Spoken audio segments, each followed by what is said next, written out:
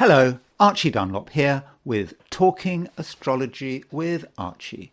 And in this video, I'm going to be looking at the weekend of the 18th and 19th of May 2024. So I want to start off by congratulating India on the 50th anniversary of it becoming a nuclear power.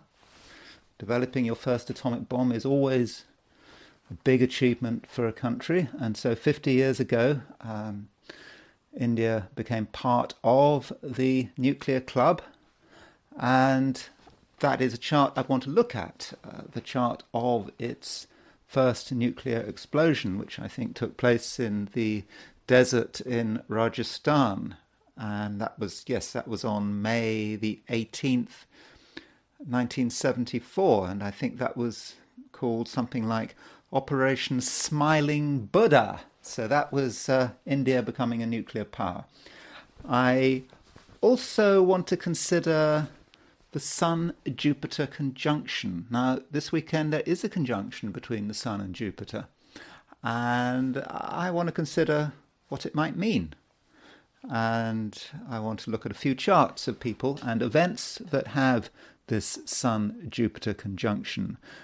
On the thumbnail, you can see three of them. Bryan Kohberger, who has been accused of murder, killing four students in, is it four students, I think, in Moscow, Idaho. We shouldn't forget that he has not been convicted of a crime.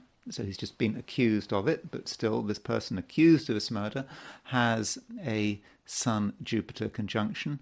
Also, Brian Jones of InfoWars fame has a Sun-Jupiter conjunction, and so does the Marquis de Sade.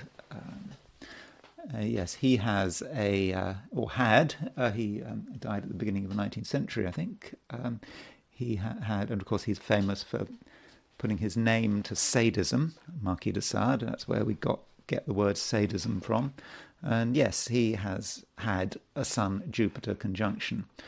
But before I look at the Smiling Buddha and before I look at the Sun-Jupiter conjunction, I want to consider what's happening this weekend of May the 18th and the 19th, 2024.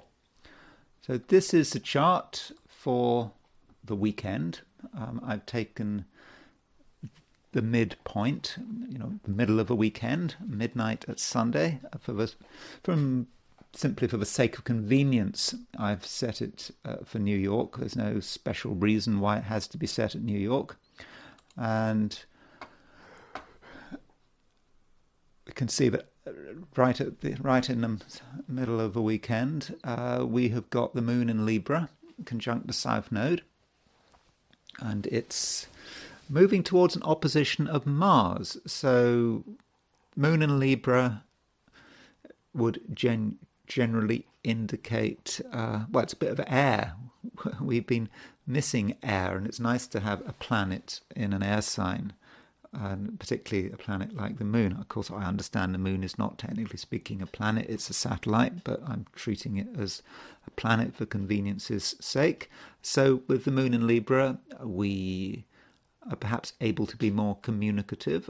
We can be maybe more reasonable. Libra is a very reasonable sign, and perhaps it's a good time for smoothing over ruffled feathers. That's one thing that one can do with Libra, and we can perhaps accommodate other people and try to fit in, but we shouldn't take it too far, because the Moon is conjunct the South Node.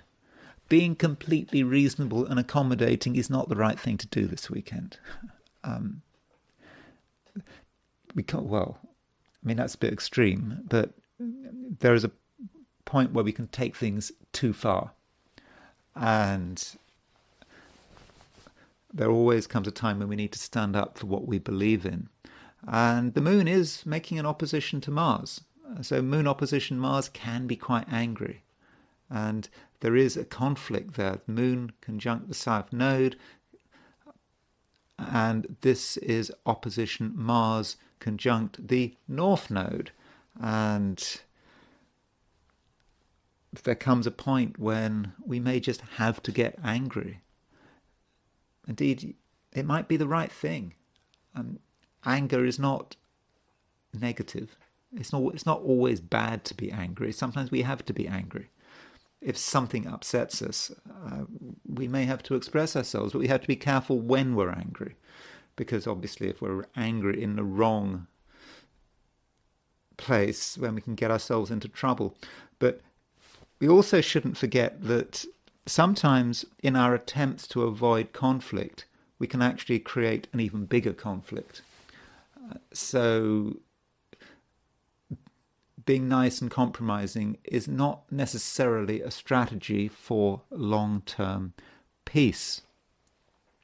Now, going into the moon's position in a bit more detail. So on Saturday, London time, the moon moves into Libra. So that's at 11:23 a.m. So if you're in Western Europe, the first half of Saturday, the moon will actually be in Virgo.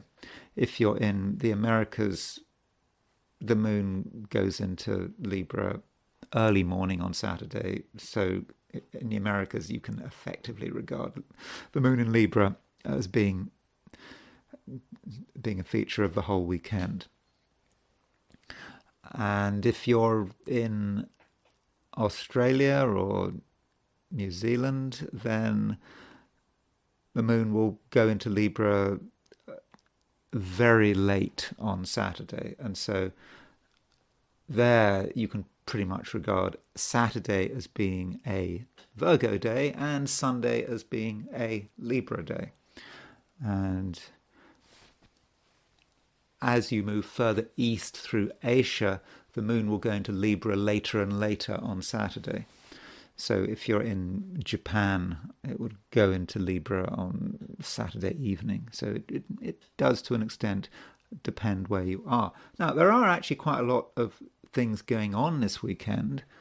I mean, nothing super major, but certainly things worthy of comment. On Saturday, we have a conjunction between Venus and Uranus. So Venus and Uranus, Venus-Uranus in conjunction, it can be quite exciting. Relationships can have an interesting dimension. People might just turn up out of the blue. They might disappear out of the blue. And although that conjunction between Venus and Uranus is exact on Saturday, it's not only important on that precise day. I would actually regard the whole weekend as having a Venus-Uranus feel to it. Though I suppose with Venus and Uranus, it's about sudden action, sudden things happening, relating to things which are Venusian. And Venus doesn't just rule relationships, it can rule money, it can rule aesthetics. Some of us might have very strange ideas about what looks good. And we should be careful about buying something just because it looks good, because it may not look so good in the light of day, or once this Venus-Uranus conjunction has separated, it may not be quite so good.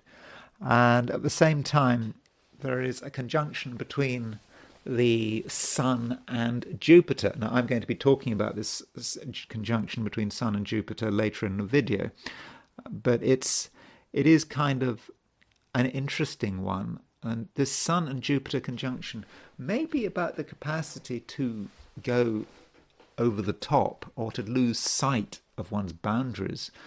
And it may, in that sense, be a little bit dangerous. I mean, Jupiter is combust. We've got big ideas, Sun, Jupiter in Taurus. We could be quite extreme in some ways with Sun-Jupiter conjunction in Taurus, but we just need to be careful that we don't take things too far. And again, yes, the Sun-Jupiter conjunction is by and large a Saturday event, but I think we should regard the whole weekend as having a Sun conjunct Jupiter feel to it. Then on Sunday, we have moon opposition Mars, but we also have Sun sextile Neptune.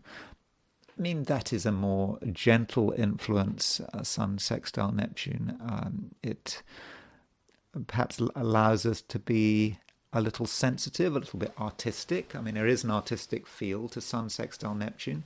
It can be about artistic talent.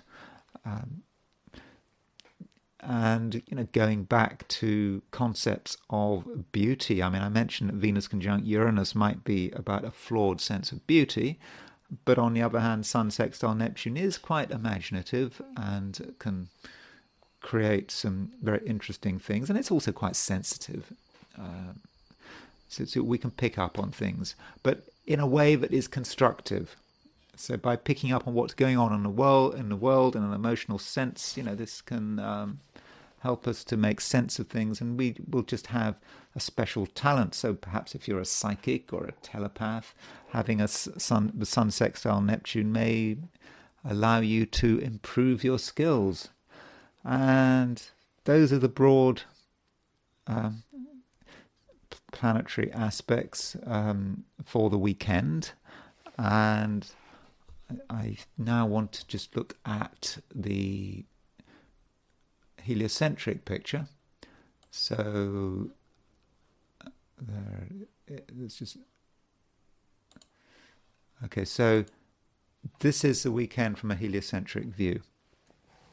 Now, I have just said that there is Sun conjunct Jupiter, so happening this weekend. So the heliocentric equivalent of a Sun conjunct Jupiter is Earth opposition Jupiter. It's the same thing. There it is. There's the Earth, 2841 Scorpio, opposition Jupiter, 2821 Taurus. So it is the same thing, but I think it gives us perhaps a clearer picture about what the Sun-Jupiter aspect really is about. There is us on Earth trying to make sense of things, and Jupiter can really exaggerate the whole thing. There is an exaggerated feel to it, and exaggeration can go in many different directions. Exaggeration is not always positive. We can just come to the wrong conclusions, and we can take things too far. Now, something else going on is a look at Mercury and Saturn. In fact, you could say Mercury and Jupiter to an extent. Mercury is going to be semi sextile Saturn. So with Mercury semi-sextile Saturn, there could be a little bit of, a little bit of concern, negativity. I mean, Sun-Jupiter opposition looks very positive, but it's also coloured by that Mercury semi-sextile Saturn. And Mercury is actually semi-sextile Mars as well. So Mercury, having made the semi-sextile to Saturn, makes the semi-sextile to Mars as well. And that might be something that does need to be considered. So it may be that an unreasonable negativity could make things more difficult. And I just wanted to check if there are any midpoints going on here. Sorry, that's because I have a feeling that there are some heliocentric midpoints that that should be perhaps considered. Maybe not, but so there's a heliocentric picture. I just wanted to see. I just feel there's something going on heliocentrically that. See, there is a midpoint. There's Earth very close to Sun and Jupiter. There's There's nothing particularly major going on there in terms of midpoints, but still, that Mercury-Saturn semi-sextile is going to certainly colour the Sun-Jupiter opposition. Sorry, the Earth-Jupiter opposition, and we may find that part of the exaggeration that we feel with Earth opposition Jupiter is actually tinged by negativity, because I do think that it kind of links with that Mercury-Saturn semi-sextile. Mercury-Saturn, and of course Mercury is moving to a semi-sextile of Mars, and so we might have a negative view of the world which starts to impact our action, and we may exaggerate how bad things are. That is a possibility. So we need to be careful that we just don't overstate the case there.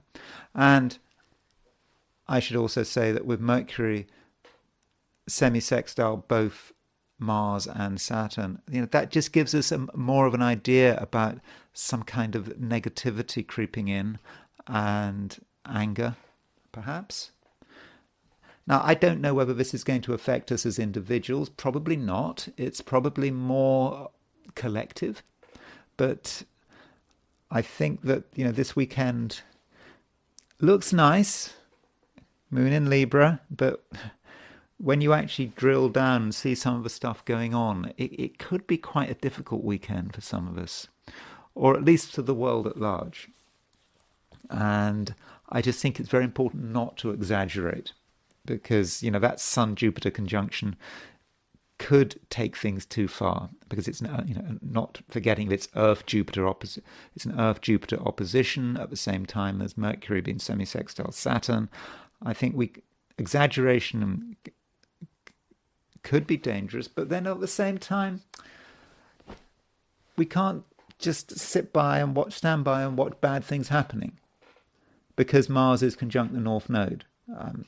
That is a call for action, and we mustn't be complacent. We mustn't take the view that someone else is going to sort the problem out. We do have a responsibility. So we kind of have to exercise our responsibility, and perhaps to intervene, perhaps even get angry. There is a place for anger, but we have to be so careful because we don't want to take things too far. So a lot of judgment may be required this weekend. Now I want to look at things from a perspective of the 12 signs, and so I'm going to look at the weekend from that view. So there we go. Okay, so let me switch back to the Aries houses, because we do not want the Placidus house system here. That's not going to be very helpful. So let's change your houses. There we go. Okay, so these are my forecasts for the 12 signs for the weekend of the 18th and 19th of May 2024. Aries, you are probably in the right. I mean, I understand Aries likes to think that it's always in the right, and I think this weekend you can, in most cases, trust yourself to be in the right. And I actually mean that in quite a moral sense. Aries can be quite a moral sign, and we do think about the concept of righteous indignation. And I think in the comments someone was talking about Aries, the Aries anger and the Aries feelings of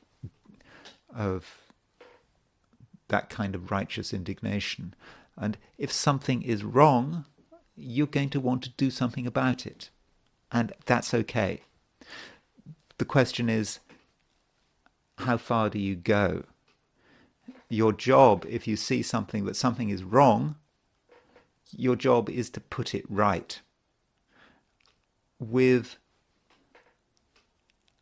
as little effort as possible, with as little energy as possible. That is an important point, because if you're trying to persuade someone that they've got it wrong, sometimes just going over the top, getting really angry, is not necessarily going to work. It could actually cause the opposite. It might cause a reaction. I remember when I was a child, when I do horrible things, or even a teenager, and I experienced people's righteous indignation. People really telling me how horrible I was and all this kind of thing. That anger always had the opposite effect. I just felt, I felt very sort of, that seemed to reinforce my horribleness when I was confronted by righteous indignation. So you have to be careful, I think, when you are righteously indignant. Remember, you're trying to put something right. You're not just trying to make someone feel bad. And so that may require a bit of tact and diplomacy. So, the moon is opposition Mars. Moon in Libra, opposition Mars in Aries. That moon in Libra needs to sort of understand the situation a little and understand what is the best way of changing someone's mind. What is the best way of demonstrating to someone that they're wrong without alienating themselves? Because honestly, if you just scream at someone, it might actually have the opposite effect. But still, Aries, it is important to stand up if something is wrong, and it is your obligation, because the Mars is now conjunct the North Node. It's exactly conjunct. Okay, sometime over the weekend, perhaps into Monday, and there are certainly things that you need to say and do, and it's not a time for just looking the other way and saying, well, it's not your responsibility. But, as I've said, you somehow have to negotiate other people and realize that different people have different responses, and you have to get it right. And with the moon in Libra, you have to, this weekend, make a real effort to consider other people. Consider what makes them tick. Understand that it's not the sort of a one size fits everyone, a one piece of anger fits everyone. It's not like that. You have to negotiate things very carefully. But negotiate in such a way that you win out in the end, that your view, because really this weekend, your view is the right view. But don't take it too far. I mean, I think there is that danger that once you start getting righteous, your righteousness could escalate. And I suppose if righteousness escalates, it may isolate itself. So, Aries, it is quite an important balance there. Turning to relationships, there is a conjunction this weekend between Venus and Uranus. So Venus rules Libra, which is your opposite sign. So with Venus conjunct Uranus, it's possible that certain people may be behaving in a way that you weren't expecting. You had expected them to do one thing, and they go and do something completely different, and that might bother you.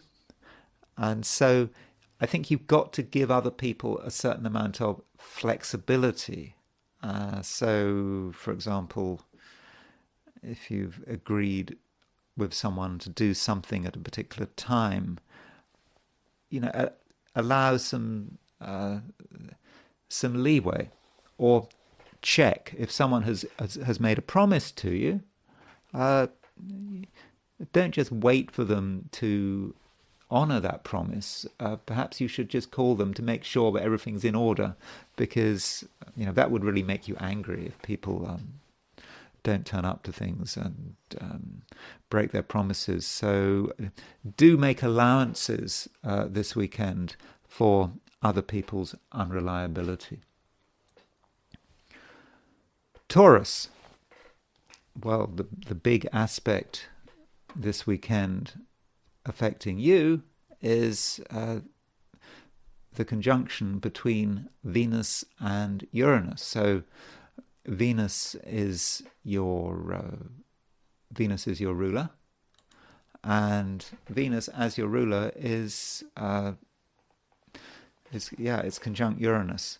And Uranus is a planet of revolution, it's a planet of inspiration, it's a planet of being independent, and I'm thinking and hoping that's the way you will feel.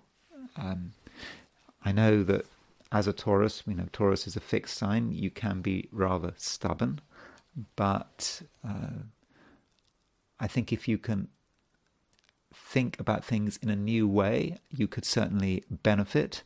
And you're someone who can create change and who should be creating change. After all, the planet Uranus, which is a planet of revolution, has been moving through your sign for quite a few years. It won't be in Taurus forever.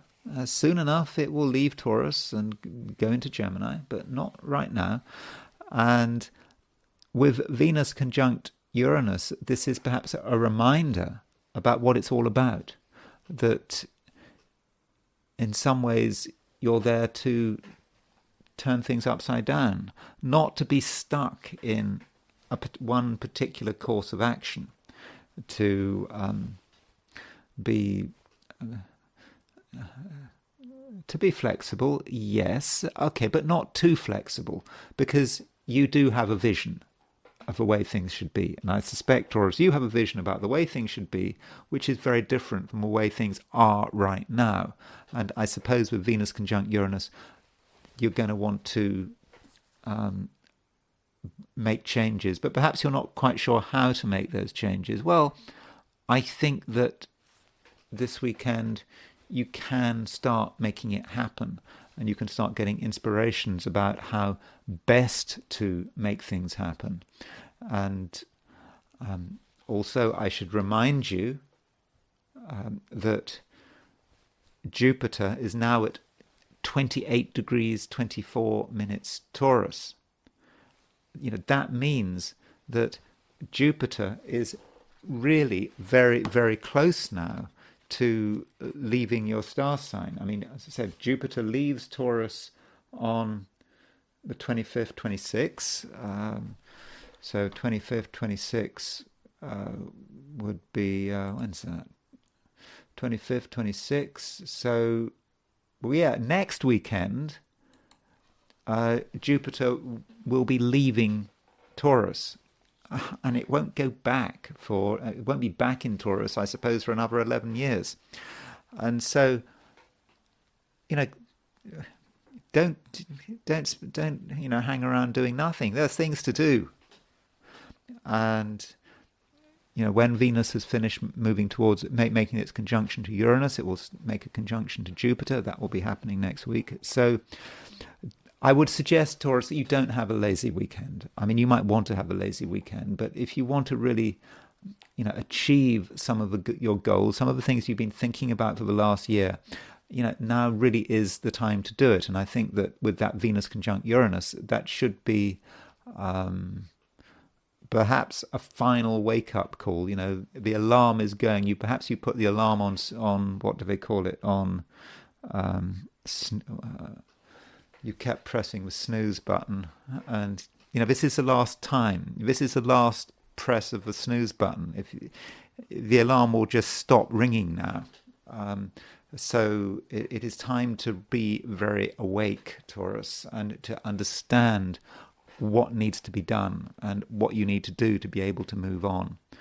Unless, of course, you're quite happy with the way things are. Maybe everything is fine, nothing needs to be changed.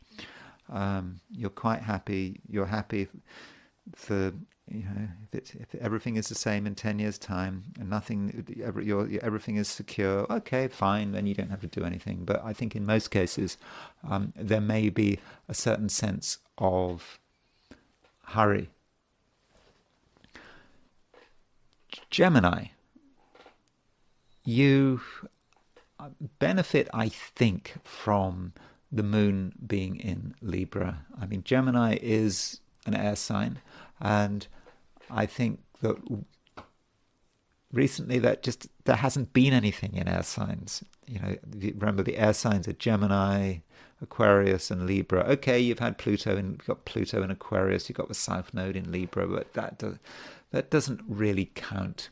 And I think that now that the moon has gone into Libra, you feel a little bit more space, a little bit more air. You can do more things, and that might feel good. And then there is a question of how do you actually make the most of everything that's available? Well, don't be too selfish this weekend. I think there is a temptation to be selfish. Remember, I'm a Gemini, so I'm not singling you out. So it's a warning for myself. I have to make sure I'm not selfish and too obsessed with my own bizarre interests over the weekend, because in many cases, what is important to you this weekend, and is not necessarily the whole picture. There's a danger that you focus on things that are of personal importance, and you completely miss out on what's going on out there. You forget the interests of your family and your friends and other people who you need to interact with. And if you're too selfish, you might actually get people annoyed. Yeah, I think Gemini, in fact, could be one of the more annoying signs over the weekend.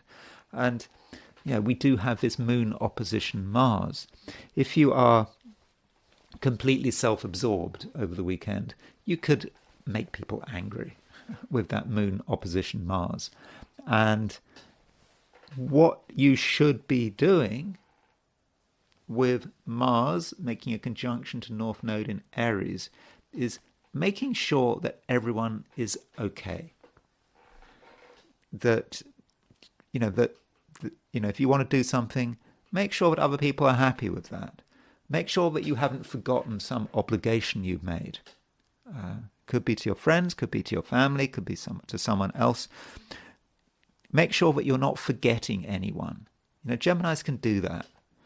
They can just suddenly find themselves appearing very selfish. Of course, it's being a Gemini. Geminis are not as selfish as they seem. They don't mean to be selfish. That's the way it goes with Geminis. They never mean to be selfish, but they come over as being selfish. And so do make that special effort to really engage with people and to just explain what you're doing. Make sure it's okay to do whatever you're planning on doing, and that way you could be saving yourself and other people a lot of grief. So that's important.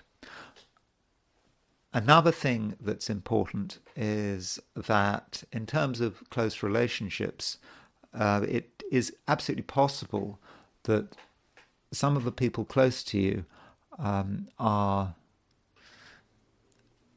not seeing the full picture. It's not just you not seeing the full picture because you're focusing on something else, but some of the people close to you are not seeing the full picture. They are distracted. They're distracted, perhaps even bothered. And maybe, Gemini, you have to find out what's bothering people and what's distracting them. That's another reason why you can't be totally focused on yourself, because someone's bothered about something and you're in a position to kind of work out what it is. That doesn't mean to say you have to bombard someone with questions. That's sort of standard Gemini response to a situation. You need to, just be there and try to understand what's going on. You don't have to talk too much, but if you make the effort, you can help people to sort of relax. And, remember, Mercury is your ruler. It's now in Taurus. And just by being physically present and being sensitive, you can make people feel a whole lot better. And, perhaps this is a reminder that this weekend overall is not just about you. It is about you in a social world. And that social world includes your family and your friends. If you're working, it would be your colleagues, your workmates. Do always consider that, and I think in that case you'll be fine. Cancer, this weekend you are probably inclined to do nothing in particular, or just at least to focus on your own private interests, and that's as far as you really want it to go. That makes sense, doesn't it? Because the moon is your ruler, and the moon is in Libra, and Libra is just looking for balance and harmony. And where are you going to find the greatest sense of balance and harmony? Well, obviously you're going to feel that you're going to find the greatest sense of balance and harmony in your own home. That makes sense, doesn't it? Or somewhere where you feel very comfortable. But I'm not convinced that would work out. If you try to isolate yourself, the world will just find a way of making itself felt. You can't isolate yourself from the world this weekend. There are people you need to engage with. If you try not to engage with them, they'll still find a way of engaging with you. You can't help it. And so I think, Cancer, you need to accept that situation and be there to engage. You're not going to feel like it, I don't think, but it kind of has to be done. And it's connected with the fact that the moon is opposition Mars. So moon is your ruler, it's opposition Mars. That can be quite an angry aspect. And there are going to be times this weekend where Cancerians are going to feel really annoyed. And they're not going to want to really express that annoyance, and there is a danger that they hold on to their feelings and it bubbles up, and then they still get annoyed anyway. So it's better that you just accept that you need to be present all the time, that you need to be present, you need to be available, and if something annoys you, you need to express that annoyance straight away, because if you express any annoyance you feel straight away, then it's going to come over in a way that is fairly relatively natural and organic. If you hold on to your feelings, then it's not going to be so good, because in the end, those feelings will come out in the end. And we do have Mars conjunct the North Node. I've been talking about this Mars North Node conjunction when I've been in terms of Cancerians on and off for the last week or two, I think. And with that Mars conjunct North Node, it is about your obligation, and it is about your obligation to be seen and to be heard, and to be making an impact in the world. That's what you're supposed to be doing, and you can do it in a way that is really very powerful. And you shouldn't be trying too hard to compromise, to make everyone happy. I think that will be your natural instinct, Cancer. because you want a quiet life, but I don't think that's the right approach. You need to be out there, and people shouldn't have to make a big effort to find you. I think Cancer, actually this weekend, you need to be seen and you need to be heard. Leo. From a Leo perspective, I think that the Sun-Jupiter conjunction should be quite fortunate. So I've already talked about the Sun-Jupiter conjunction in this video, and I have perhaps been a little bit negative about it, because the reason I was negative is because I took the view, well, the Sun is somewhat malefic, and so you connect it to Jupiter, and so Jupiter is being burnt out by the Sun. Jupiter cannot be itself in a natural way because the Sun is blinding it. But in your case, the Sun is ruler. The Sun is ruler of Leo. So the Sun is you. And Jupiter is a benefic planet. So that means for you, the Sun-Jupiter conjunction is fortunate.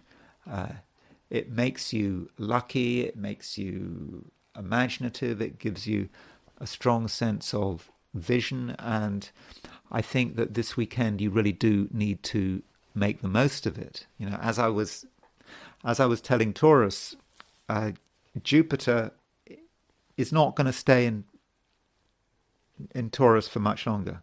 Next weekend, Jupiter leaves Taurus and moves into Gemini. It doesn't come back to Taurus for 11 years. Taurus is a special sign for you. It's a very high-profile sign. It's a sign that's connected with success and recognition. You've got 1 week left of Jupiter being in Taurus. So I don't know what your plans are for the weekend, but I would suggest you do something, because things need to be done. And that Sun-Jupiter conjunction is an opportunity, and you need to make the most of it. Now, that opportunity might relate to business or career, could be. It doesn't matter if it's a weekend. Are you working? If you're working, then do consider that. If you are not working, or you're retired, for example, you still need to think about how you are progressing forward. Because from a Leo perspective, Taurus is about the ego, and I don't mean ego in a negative sense. It's about how we progress forward through life. Perhaps when we look at the examples set by our parents, maybe our mother, because I suppose all things being equal, the sign Taurus from a Leo perspective does connect with the mother, even if the mother has been dead for decades. Still, it's the way forward, it's the example set perhaps by one's mother. And with Jupiter still in Taurus, perhaps we need to think back about that. Of course, I understand you might have had a dreadful relationship with your mother, and that what I'm saying doesn't sound right at all. But still, all of us are trying to move forward, and whatever we're doing. And I think that with this Sun-Jupiter conjunction, we need to progress, and we shouldn't just do nothing this weekend. Because if we did nothing this weekend, that would not just be complacent, it would just be saying, well, that's it, there's nothing more that I want. Now, and I don't think that's the right approach. There are things that all of us want, and I think you need to think about those wants, and those wants can take place on many different levels. It's not just about money, power, and status. And I'm hoping that Sun-Jupiter that Sun-Jupiter conjunction is going to really propel you forward in this. It's not just going to be about the weekend. It's going to help move things forward over the next week. And at the same time, Leo, there is a conjunction between Venus and Uranus. And again, it's kind of more of the same. I think that could be very inspiring. And if you make yourself available, if you're around, if you're ready to take advantage of opportunities, things can happen. You might meet people with interesting ideas. You might have interesting ideas yourself, and perhaps other people are going to help kind of scaffold those ideas. So, my overall message, Leo, is really, really try to have a busy weekend, and at the same time, don't get caught up with little facts. So, well, I can't do this because of A, B, and C. There is a certain tendency there, and there is an excuse there. So if you don't want to do something, then you might think, well, I can't do it because I have to consider this, and I have to consider all these different things. And because I have to consider all these different things, well, really, I can't do anything about it. That is not the right approach. You have to look beyond all the petty restrictions, and which may, in many cases, be self-created. And if you need to look beyond them and rise above yourself, and that is the way forward. Virgo, you are, I think, in many respects, enjoying Mercury's movement through early Taurus. You had Mercury in Aries for a long time, and now that Mercury is in Taurus, you're hopefully able to enjoy the increased freedom this brings. And I think that it should be giving you a new perspective. So, this weekend, perhaps this is the first weekend with Mercury in Taurus, you can start to get a new perspective. And I think that you can be helped by other people. I think that there are people you can meet over the weekend. Maybe they are going to be a bit different from the usual crowd, and they can certainly give you a new perspective. And some Virgos, though, may be kind of thinking about the whole year that's gone by. I mean, it has just been such a hectic year, and what this year has meant for you in terms of some of your beliefs. I think that in many cases, Virgos have had to change some of their beliefs in the light of the evidence, and ideas have been piling one on the other, and there does, though, come a point where you can't entirely live from a theoretical perspective, and I think you need to start to prepare for a little bit of a changeover. And that changeover is not quite with you yet. It happens in about a week's time when Jupiter moves into Gemini. And I think that Jupiter's movement into Gemini could be quite important. It could be quite important about how you define your goals.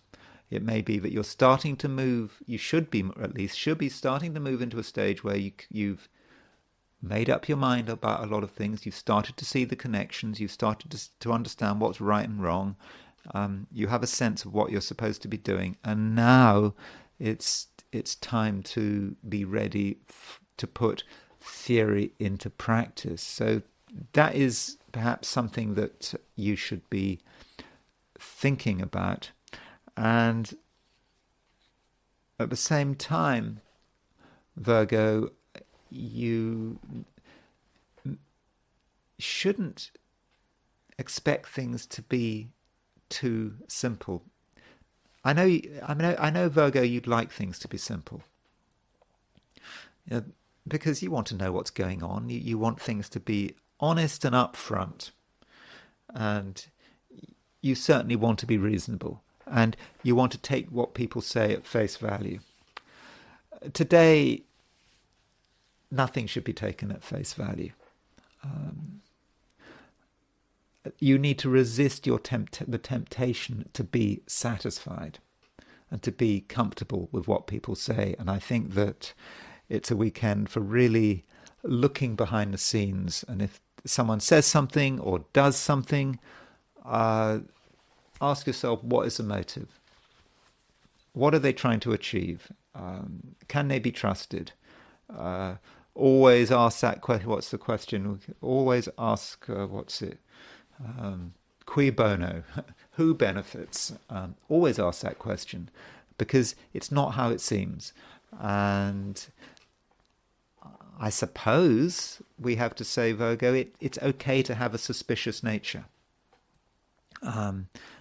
You may feel that it's overcomplicating things, but still it is a time when the complicated solution is often going to be the right solution. And you must be prepared to dig deeper, and in certain cases that might mean tuning into your own inner anger. It's brewing, it's deep down, there is that inner anger, and part of you would like to keep things simple, not to show that anger, but it's there. And I think that the complications of human nature, it just must never be ignored. And so be ready to go deep this weekend. But I'm not saying it's a bad weekend. As I said, it's a time for, when you can really see what is possible. And in a way, if you want to see what's possible, you do need to plunge into the depths of your own emotions.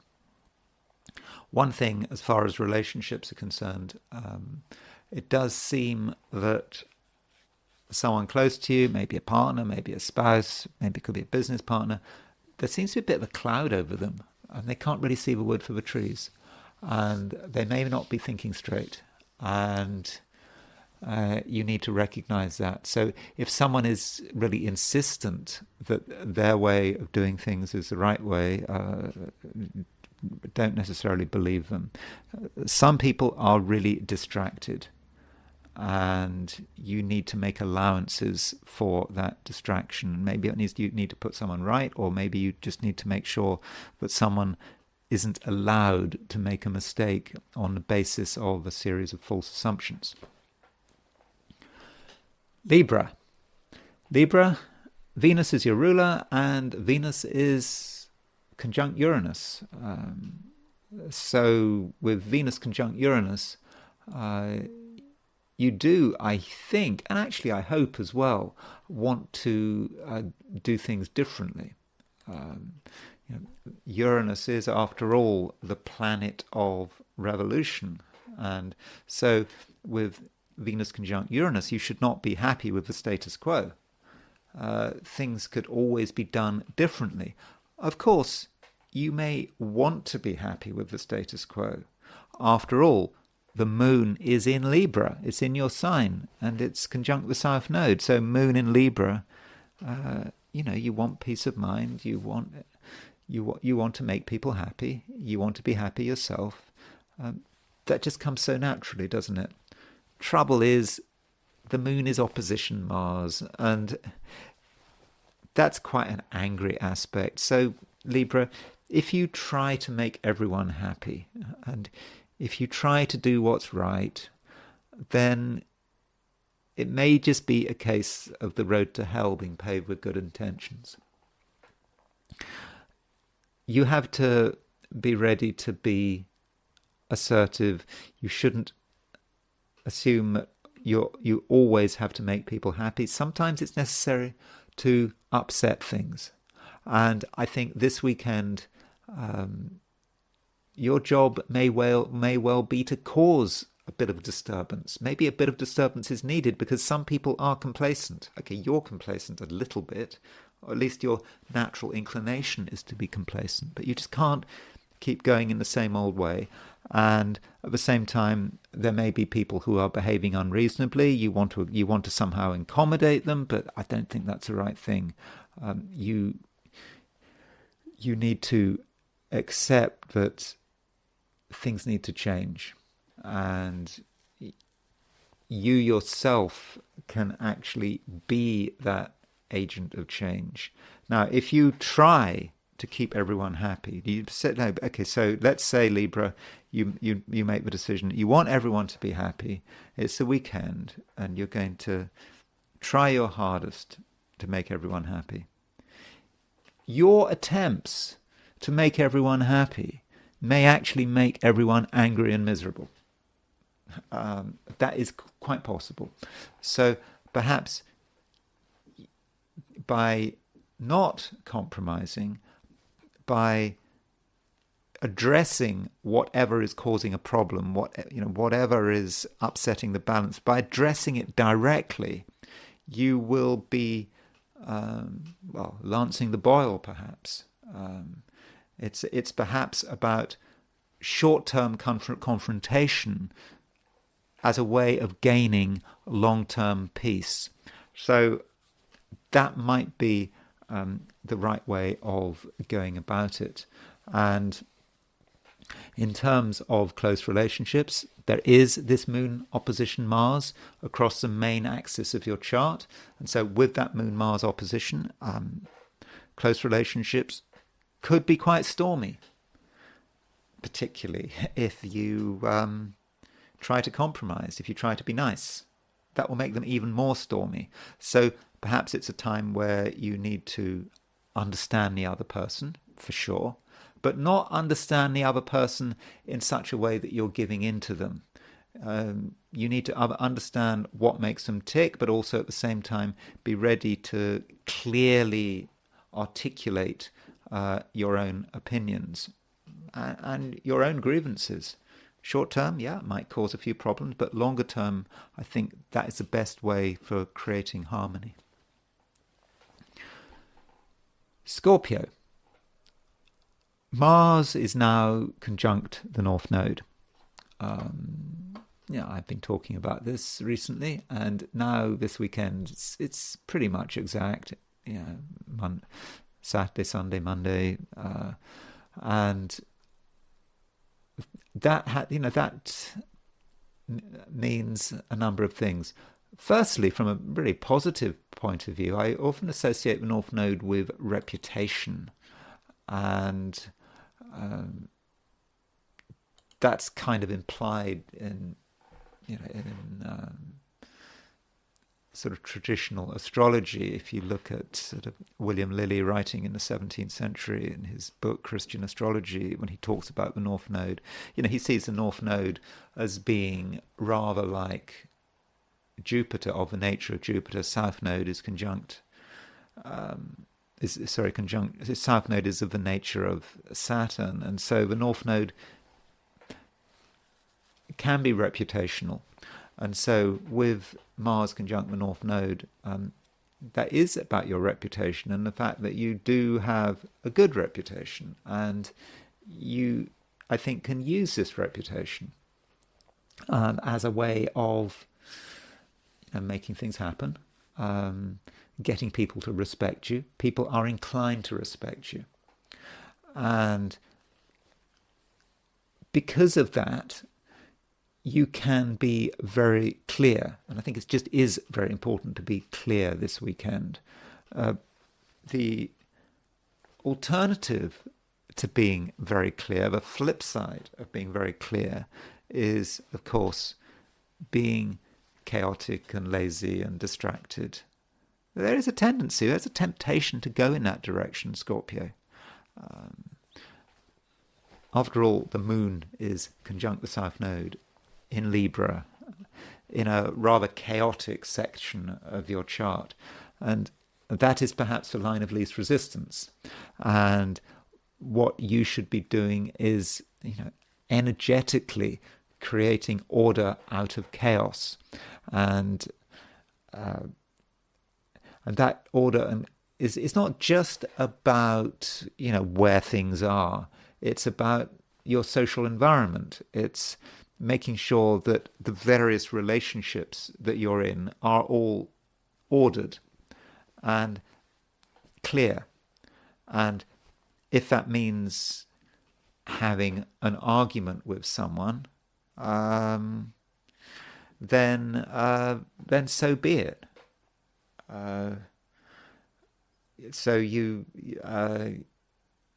it has to be done. You should not be afraid of asserting yourself, particularly now, when from a reputational sense, things are looking good.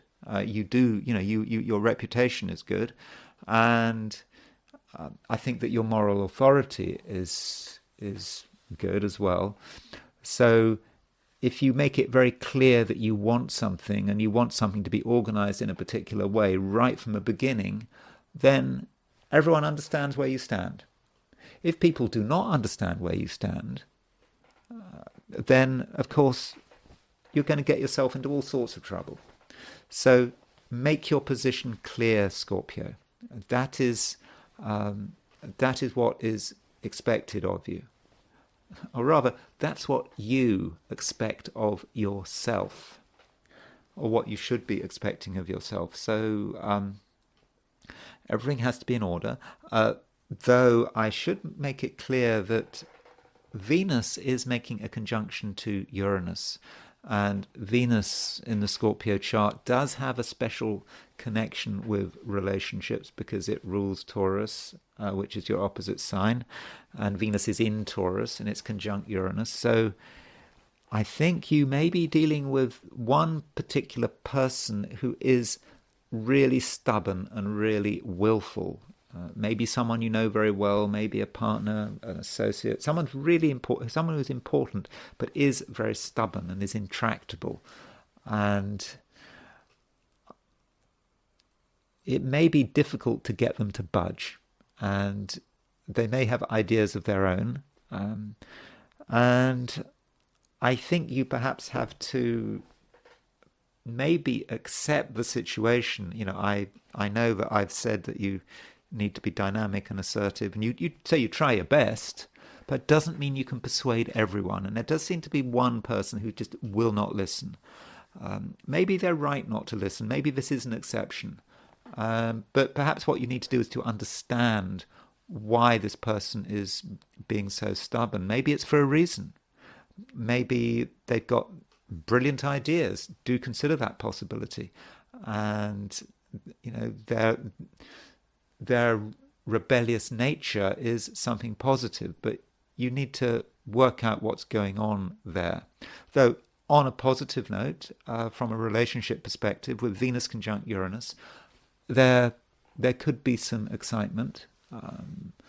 Maybe you have a chance to meet someone new, or there's a possibility that someone you already know shows a new and interesting side to their personality.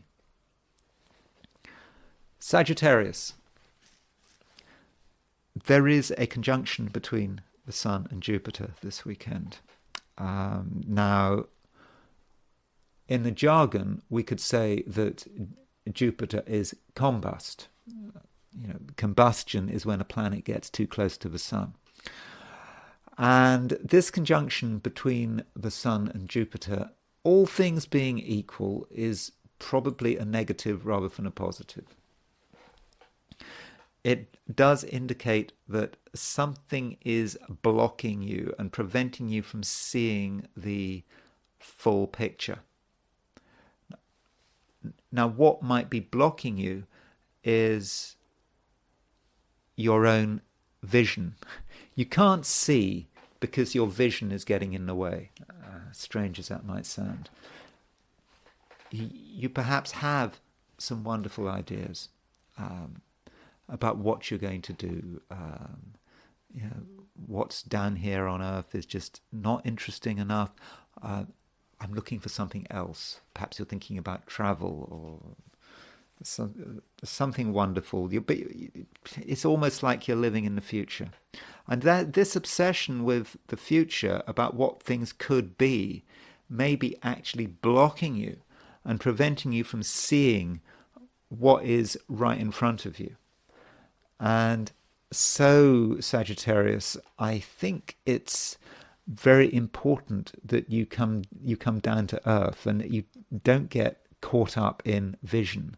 I mean, I do understand that vision is a very Sagittarian concept. Sagittarians need vision, and it's a good thing to have vision. But right now, this weekend, your vision could be blocking your view. And so with Jupiter, which is your ruler in Taurus, it's just important to come down to earth and accept that there are things that need to be finished. They may be quite mundane things, but because we have to remember that next weekend, Jupiter, which is your ruler, changes sign, moves from Taurus into Gemini. We'll talk about that later, but in a week's time, when it nearer the date, we'll talk about what that means for Jupiter to move into Gemini. But right now, Jupiter is in Taurus. That's what you should focus on, not what Jupiter is doing in a week's time. And with Jupiter in Taurus, there are things you need to be finishing off. They perhaps haven't been done properly. There have perhaps been mistakes. They need to be worked through. And so that is something that you need to address. Also, with Sun conjunct Jupiter, remember Jupiter in Taurus. Taurus is quite a health-orientated... Taurus is a very health-orientated sign from a Sagittarian view. And so with Sun conjunct Jupiter, it may be that some Sagittarians are actually feeling somewhat under the weather. They just don't quite feel as much energy as they normally have. Jupiter is combust. You may feel a bit combust. You may feel a bit burnt out over the weekend. And in which case... yes, I understand that there are things to do, in which case, take it slowly. And if you haven't got as much energy as usual, then maybe you should just be focusing on the things that matter. So you don't have to do 20 things this weekend. You can just do a few. Just do what you can. And make sure that you prioritize and that you keep it simple. What you don't want is distractions. You don't want people in your way. You don't want people exhausting you. And I think that's probably the best way of handling this weekend's challenges. And from the perspective of your social life, yeah, there are going to be temptations to socialize. I think there probably are going to be maybe invitations, people to meet, people to talk to.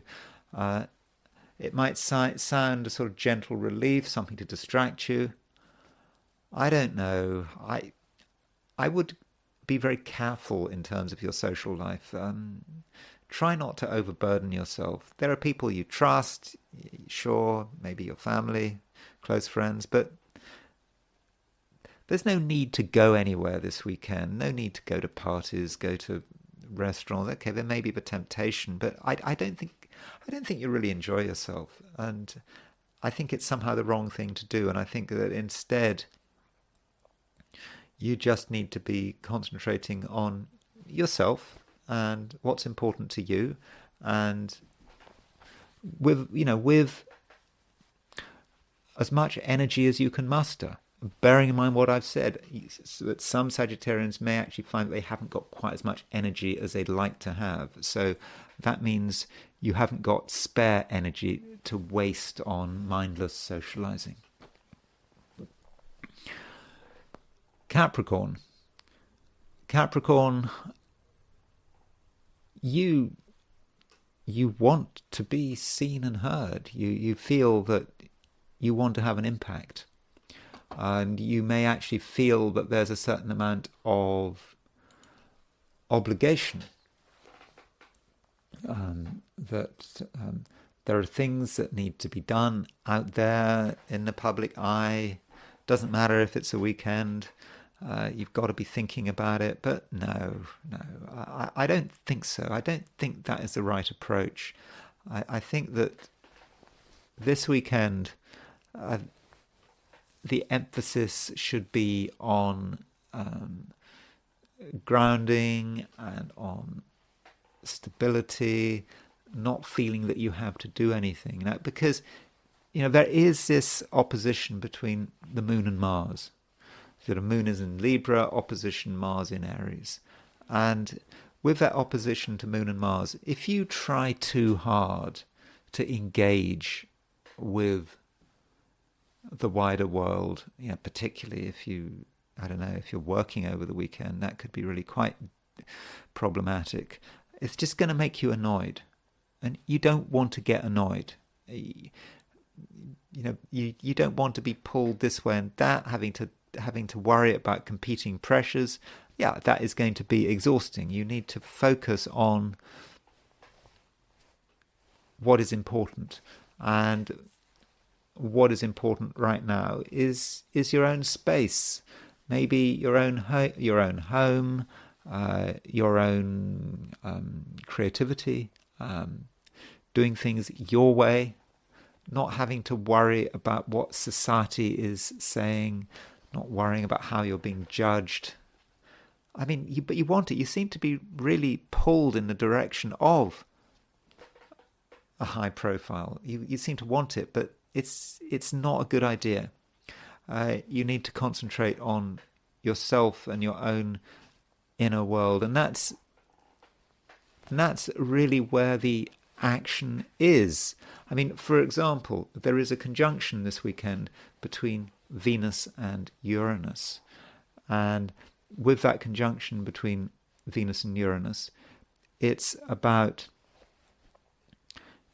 your own private inspirations. You are actually very inspired this weekend, by the way, particularly if you don't waste your time having to engage with the world out there. If you engage with the world out there, your inspiration could be just wasted. It could just dissipate and go into nothing, perhaps because you're trying too hard to please people. I don't know. But if you focus on yourself and your own domain and your own inner inspiration, because you are very inspired, you can get a real sense of something special that is now coming into being. And I think that this special thing has been building up over the last year, probably ever since Jupiter went into Taurus, which was, I think last May Jupiter went into Taurus.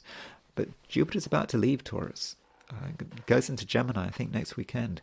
And so you kind of have an opportunity now to make the most of Jupiter while it's in Taurus, while it's in this Capricorn-friendly sign. Remember, Jupiter's in Taurus. It's an earth sign.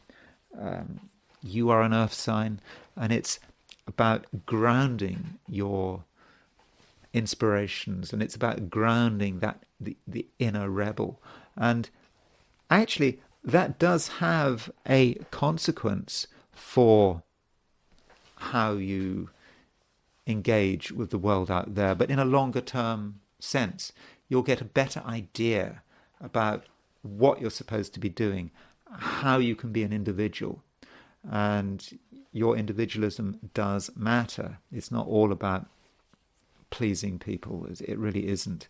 And when you get a sense of you as an individual and how you can do something dramatic as an individual, and that might be as an individual, could be in terms of business or work or career, you get a sense of that, and then you don't have to talk about it, you don't have to act on it, you can start to develop it. And in that way, Capricorn, I think you are putting yourself in a very good position. So there is no need to do anything unless except in your own domain. And at the same time, do see yourself as an original thinker, because I think this weekend your thoughts are really quite amazing. You're having some really great thoughts over the weekend. Now, some of these thoughts might be a bit troubling. You might be thinking, no, that can't possibly be the case. I can't possibly do that. But be open to new ideas, and be open to your own new ideas. So if you have an inspiration about how you might proceed over the next few months or year, don't just discard it as being unrealistic. Write that inspiration down and perhaps work on it, because what seems crazy in the first instance may actually be very realistic, provided you put in the effort and that you're open-minded and that you don't allow the external world to just drag you down and dissipate your energy. So if you handle things correctly and you put yourself first, then I think that the weekend could be very productive. Aquarius. It's nice that the moon is now moving into Libra from an Aquarian perspective. Aquarius is an air sign, so you could say, well, when moon moves into Libra, you're perhaps feeling a little bit more inspired, and you're feeling optimistic, and you're thinking about all the opportunities that are available. I mean, that's Aquarius. Aquarius likes to think about new opportunities. It's an air sign, and it can be quite inspired. But I wouldn't go chasing new opportunities and new ideas this weekend. I don't think that's a good idea. It might seem the right thing to do, but if you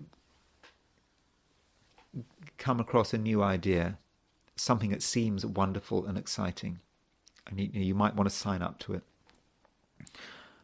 chances are that there are actually problems with this idea. And that if you just ask some questions, you'll realize that big ideas are actually recipes for disaster. So it's going to be very important that you have a critical mind. So whatever anyone tells you, whatever anyone presents you with, just ask yourself, is this really possible? And don't be afraid of shooting other people's ideas down. It may be necessary. People might get really upset when you tell someone that their ideas are rubbish, but sometimes it has to be done. Because otherwise, you just everyone starts chasing fantasies, and it's just no good. And you have to keep it real. And I think in terms of the way you communicate, it's certainly very important that you are assertive, and that you're assertive right from the beginning, and you just don't take any nonsense. And ideas may not just be about what you're planning on doing. It's also about philosophies and politics. Maybe you'll come across people with, or it could be religions or spiritual approaches. Don't just take what people say at face value. So I don't know. I mean, when you're looking at me, for example, I'm talking about astrology, and obviously I believe in astrology, but that's what I do. So if you're looking at this over the weekend, do not take what I say at face value. If something annoys you, then feel free to stop watching a video, or write an angry comment. That might be fine. But it's not just about me peddling my astrology or peddling my pseudoscience. It maybe a lot of other people peddling much more dangerous views and pseudoscience and philosophies and whatever. So be critical. It's okay to be critical. It really is okay to tell people what you feel. The sooner bad ideas are shot down, the better. And you shouldn't actually worry about causing offense. Though don't shoot everything down, because there is a conjunction between the Sun and Jupiter this weekend. And whether or not this Sun-Jupiter conjunction is a good thing or a bad thing kind of depends on the sign, and it does depend on the situation. And I think that in your case, the conjunction between the Sun and Jupiter may actually be quite fortunate, because it may indicate that another person is on really good form and is really quite lucky this weekend, and maybe a member of your family. I think it's probably someone you know well, Could be a family member, could be a spouse, could be a very close friend. With that Sun conjunct Jupiter, you can benefit from them. You can actually share in their luck. And you should actually listen to what they say. So what I'm saying is, don't shoot everyone down. There's one person who's got some great ideas. You can be gently critical, but I think fundamentally they've got some great ideas and they're quite lucky. I think you'll get a feel for who they are instinctively. So it won't be just sort of randomly choose someone, I'm going to follow this person because they must be the Sun conjunct Jupiter. No, I think you'll know who it is. And so don't reject everything. And the people close to you, the people you trust, or at least one person who's close to you who you've trusted in the past, I think they can be trusted again, or rather they can be trusted continuously, and you may be able to share in their good fortune and be able to share in their wonderful inspirations. Pisces. So we continue talking about Sun conjunct Jupiter, and whether or not Sun conjunct Jupiter is a fortunate aspect.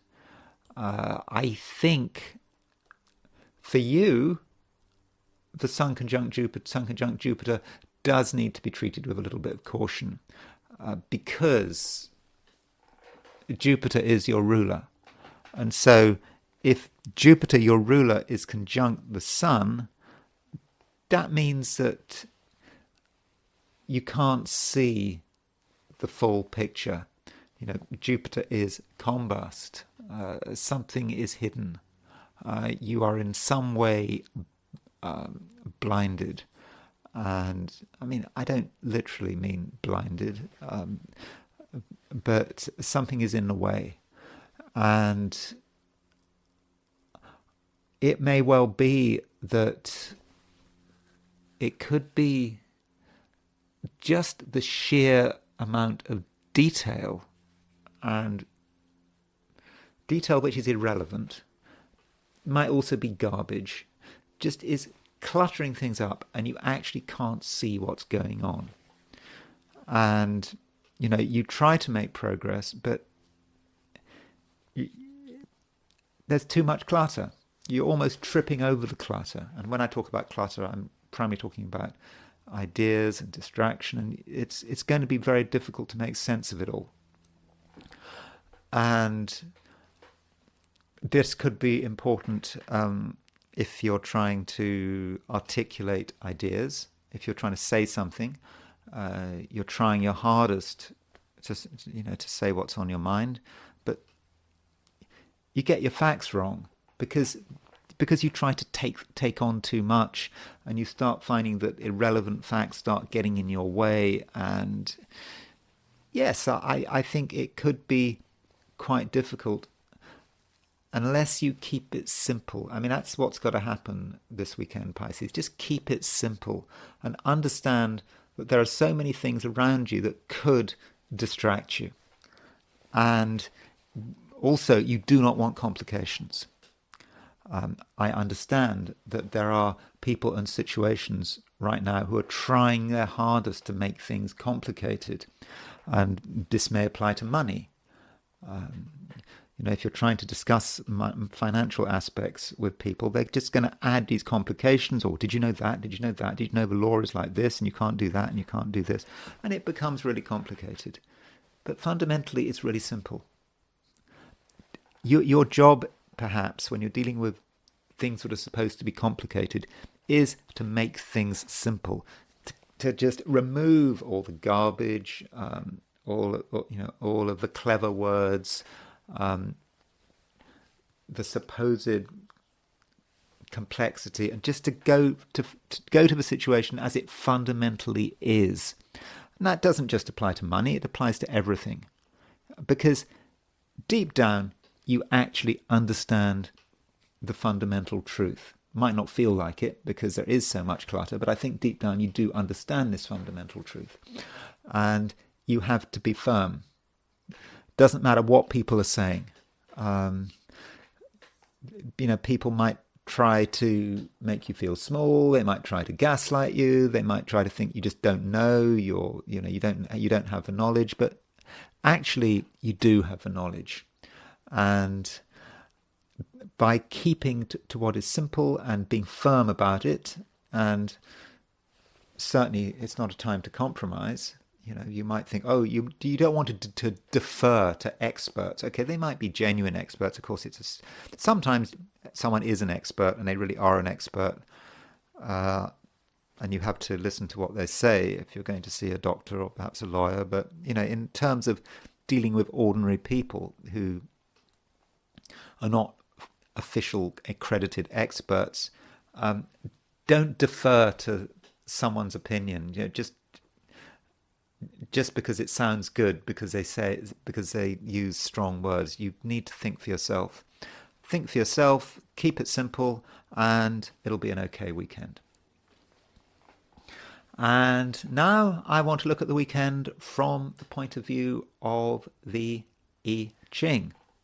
So I asked the question, what is the weekend going to be like for those watching the I Ching section of this video? A reminder, if you don't want your I Ching done for this weekend, don't watch that section. You can skip to the next section where I talk about Sun-Jupiter conjunctions and India's first atomic bomb, or you might just want to stop watching the video altogether. But so just a reminder there's no obligation to watch my forecast for the weekend, and because my forecast only applies to people who watch the forecast. It doesn't. If you don't watch the forecast, it doesn't apply to you. So the first hexagram I got was hexagram 62, preponderance of the small. So in the first instance this weekend, you have got to keep things small. And the image that the Wilhelm translation of I Ching gives is that of a bird. And, birds can fly in the brush or they can fly in the sky. And there's a warning that if a bird flies too high, it flies above the brush, it makes itself vulnerable to hunters. People can see the bird, it's up there, it's vulnerable. Of course, in I Ching they didn't have guns, but, in a modern context, once a bird is up there, it can be shot down.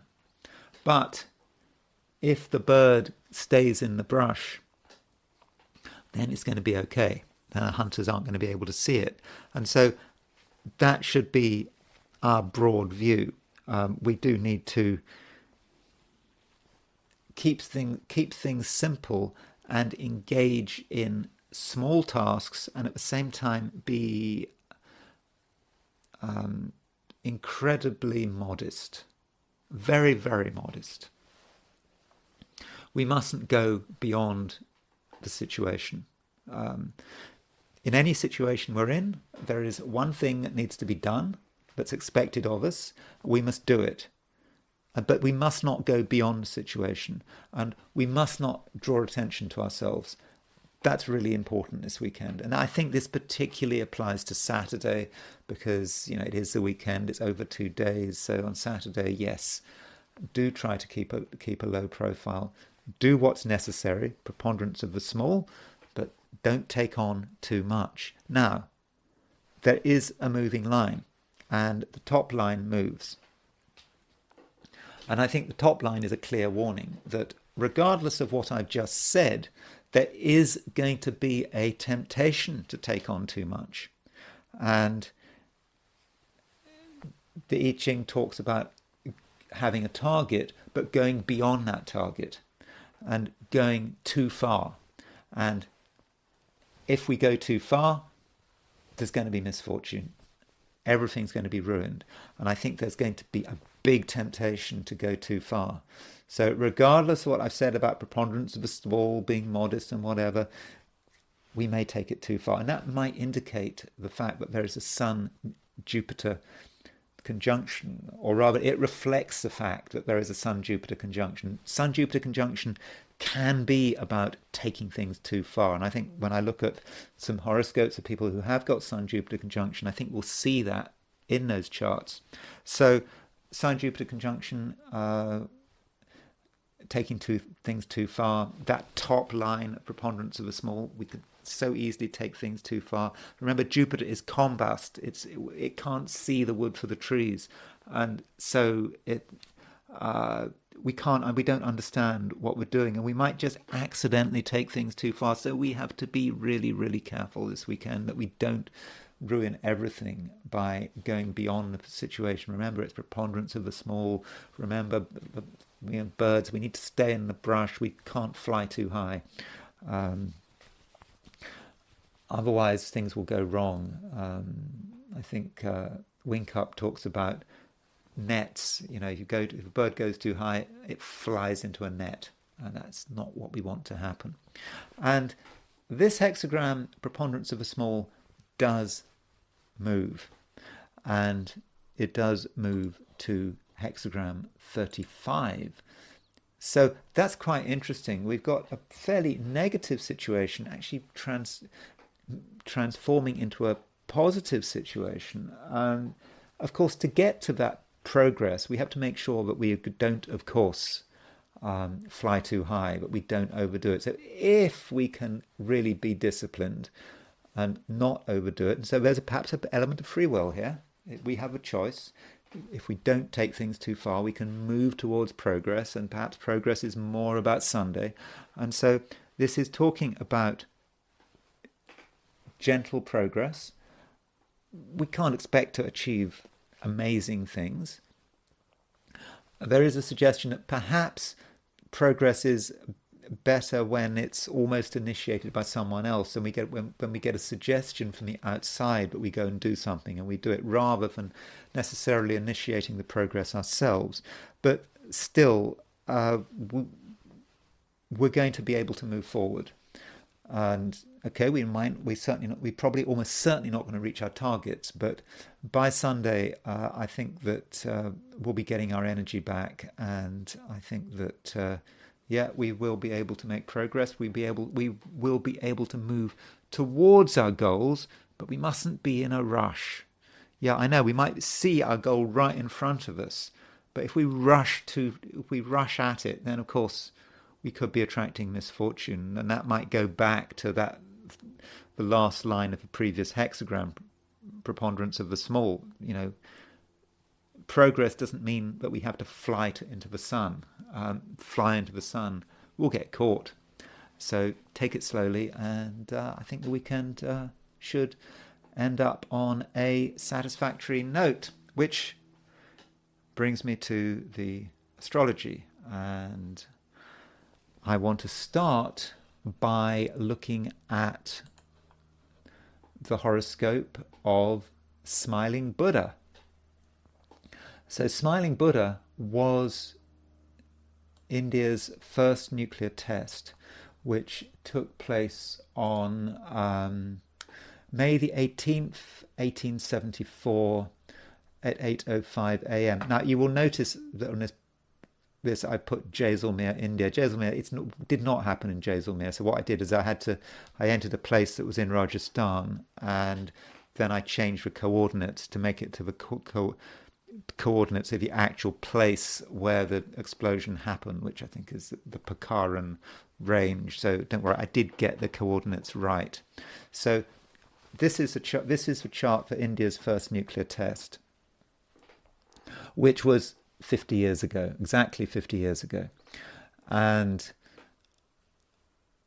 I believe, there's apparently a lot of argument about how successful the test was, what the actual yield was. I think its yield was less than that of Hiroshima. I mean, it was a genuine explosion, but it was not at the Hiroshima level. And I think that India didn't actually have any tests after that until about 1998, 97, 98. That was at the time when then Pakistan exploded a bomb. So there was a time where India had a nuclear weapon, but Pakistan didn't. And so Jupiter is exactly on the midheaven. I mean, that is a good signature for, I suppose, a country entering the atomic age.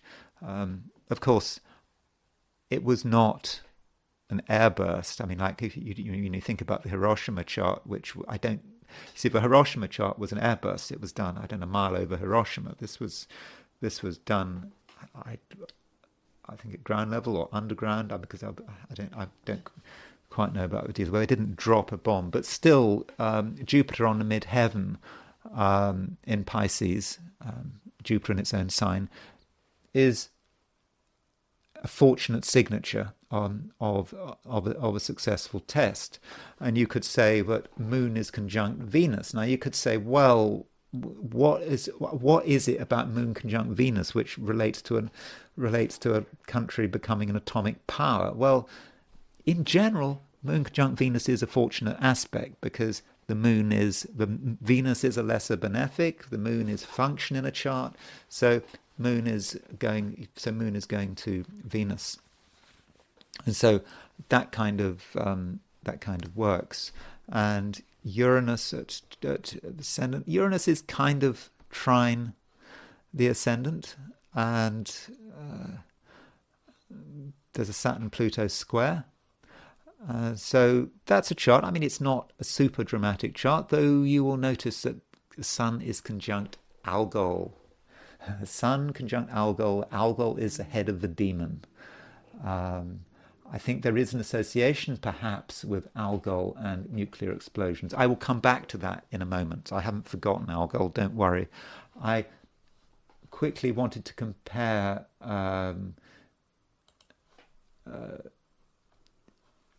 India's chart. So this is a chart for India.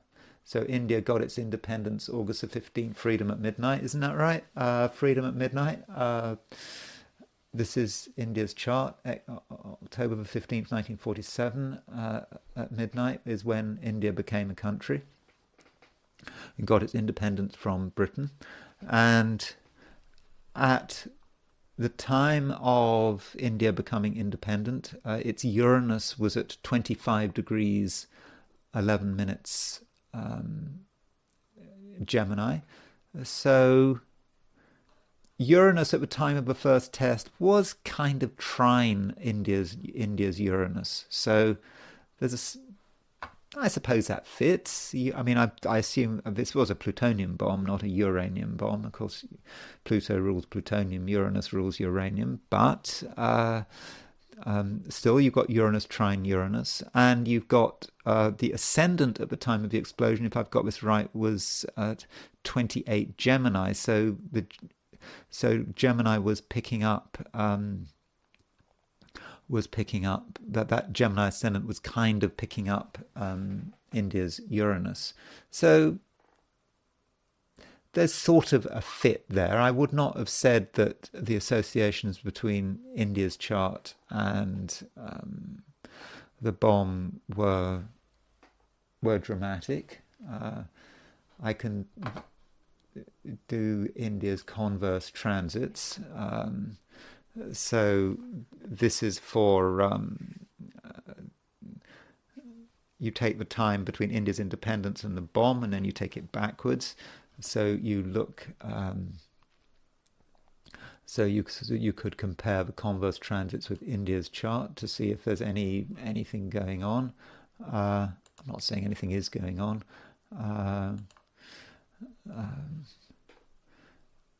I wouldn't have said that there was anything too spectacular. You might want to look at, well, what is kind of interesting is the converse transit Mars. Uranus was at 1:45 Pisces, so in 1920, which is the date for the converse transit.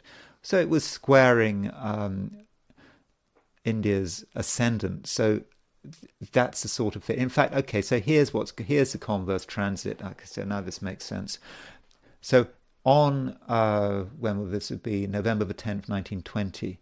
So so if you go back, so hold on, so 47, 20 something year, because this was how old was India? I should know that, shouldn't I? God, my mental arithmetic has collapsed. So this transit was, approximately 14.7. 27. So approximately the explosion happened around 27 years after India's independence. So we're taking 27 years before India's independence in 1920. And so on 27 years before, there was a exact Mercury square Uranus at that time. And so that Mercury square Uranus was hitting India's ascendant, which is at 0 degrees Gemini. So that would fit Mercury square Uranus, the excitement of having this explosion that must have made the Indians feel very proud that they had finally arrived in the nuclear club. Now, going back to Algol, the first nuclear explosion was on July the 16th, 1945, in New Mexico. And there's a chart for this explosion. And at the time of this explosion, Mars was at 2513 Taurus. So Mars was on Algol when the world entered the atomic age during that first explosion. And likewise, when you look at India's chart, Mars, the Sun was on Algol. So the Sun was sort of conjunct Mars, the Mars of that first explosion. So perhaps when we're trying to understand what's going on from a nuclear perspective, we need to use this first chart here, the atomic bomb chart, as a template to see aspects to this chart, the first atomic bomb. Note 1359 Cancer rising, which is of course the United States' sun, July the 4th. So this chart may give us an indication about how nuclear weapons develop in the world, and because they haven't gone away. They really haven't. Okay, so that's India and the smiling Buddha, and I now want to consider the Sun-Jupiter conjunction and what it might mean. So Sun-Jupiter conjunction is a bit of a problematic one because Jupiter is combust. I think there is a possibility that Jupiter does not always work well when it's combust. And it might be just not being able to see things.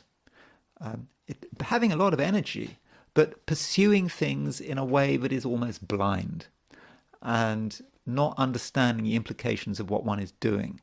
So I'm inclined to think that overall the Sun-Jupiter conjunction is not necessarily fortunate.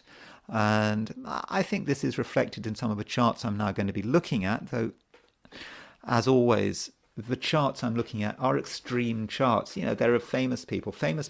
Actually, there's one person who's not famous.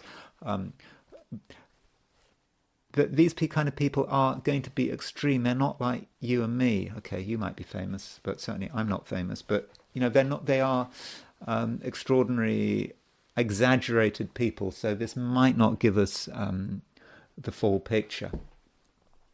So one person who has got the Sun conjunct Jupiter is Alex Jones. So Alex Jones, he has this thing, InfoWars. He got himself into enormous amount of trouble because of what he said about, remember the Sandy Hook shootings when all those elementary school children were killed by what's his name, Lanza. And he made these remarks about the families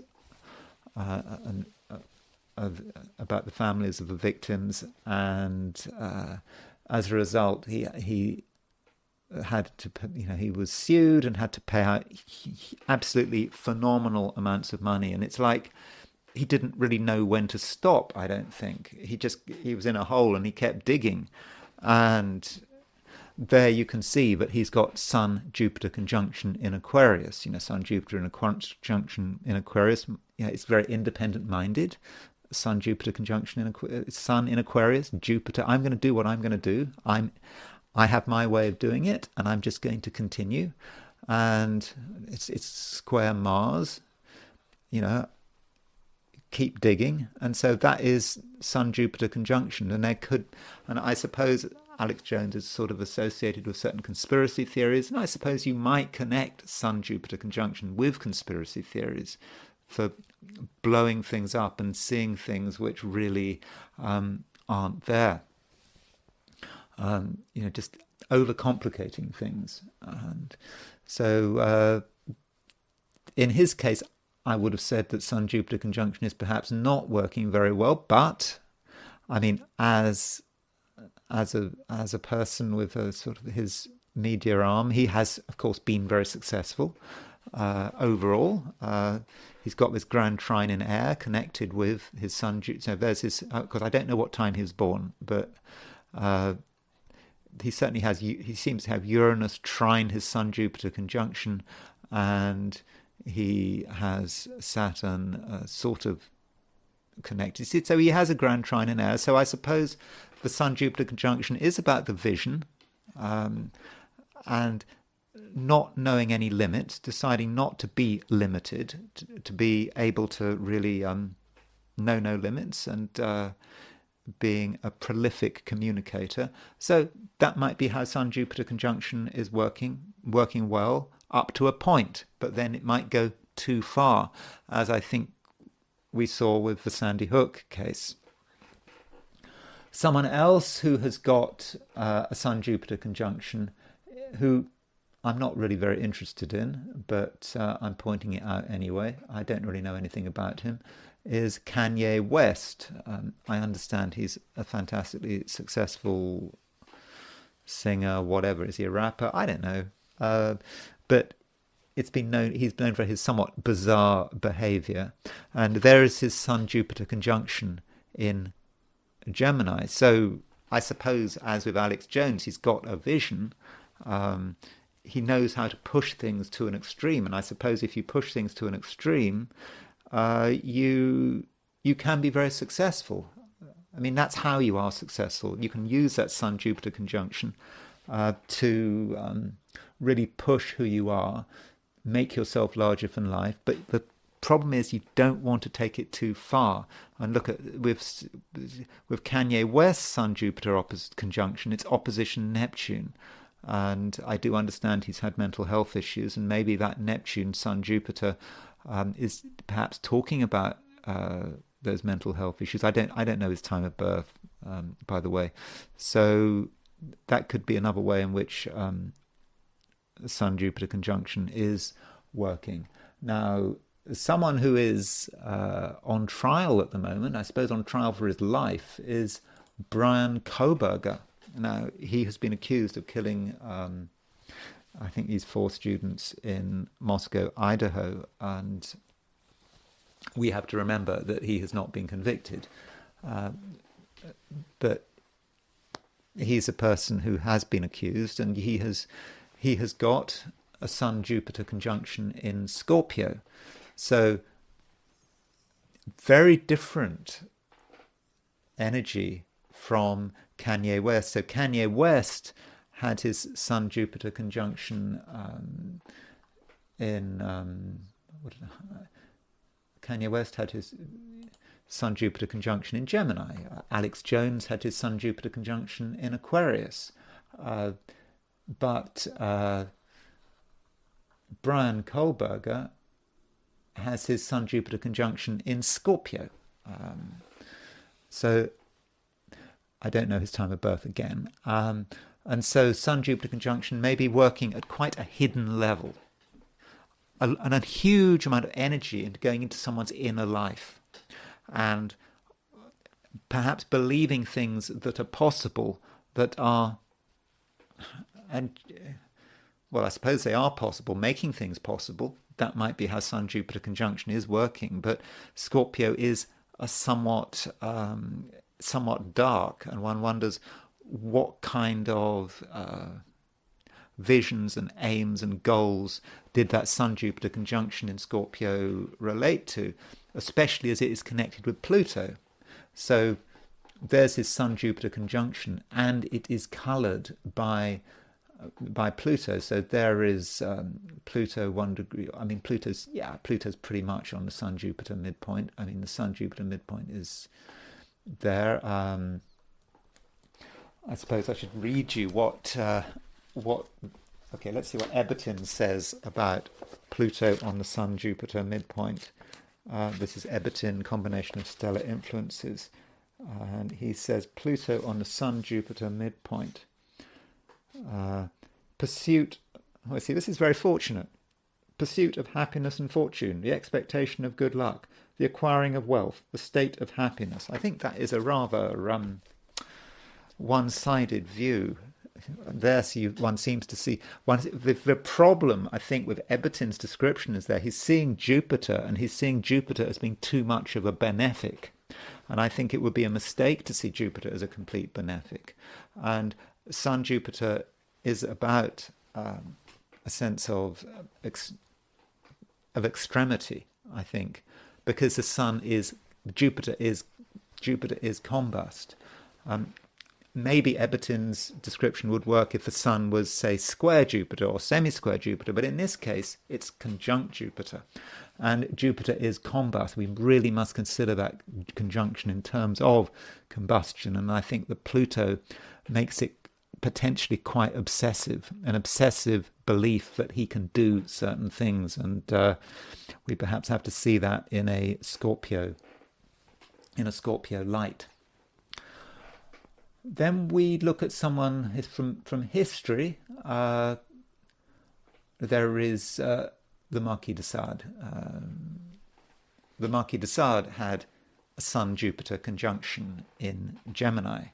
Like Kanye West had a Sun-Jupiter conjunction in Gemini. So he was born June the 2nd, 1740. There is the Sun-Jupiter conjunction. And I suppose the Marquis de Sade didn't know when to stop, though I don't think that he was quite a sadistic monster as some people make out. There was actually a Hammer horror film about the Marquis de Sade's skull, making him out to be some evil, almost supernatural monster. Though I don't think Marquis de Sade was really like that, but in terms of his writing, Sun and Jupiter in Gemini, there was something excessive. And I suppose perhaps his sexual behavior and what he was writing about sex, it went over the top. And I suppose in his case we do have a time of birth, so the Marquis de Sade had a Sun-Jupiter conjunction on the 8th house. And the Marquis de Sade, like Kanye West, did have mental problems. I mean, he was, or did he? Or maybe he didn't have mental problems, but because of the society at his time found him so unacceptable, couldn't deal with him, that he was treated as being a mental problem. Although the definition of mental health, by the way, it's not objective. It depends on the society in which you're living. It's about being able to live according to the rules of that society in which you're living. At least that's one definition of mental health. But yes, the Marquis de Sade did have a Sun-Jupiter conjunction. I want to finally look at the chart of someone who is not famous. And there's a man called Nicholas Maimer. And his driving license was shown, I think last year, in a picture of his driving license. That's not how we know his birthday. He was born on June the 4th, 1977, and he died last year. And he was a mercenary, and he spent 20 years in the American US Army. And then he thought he was going to go to Ukraine and make things better. You look at the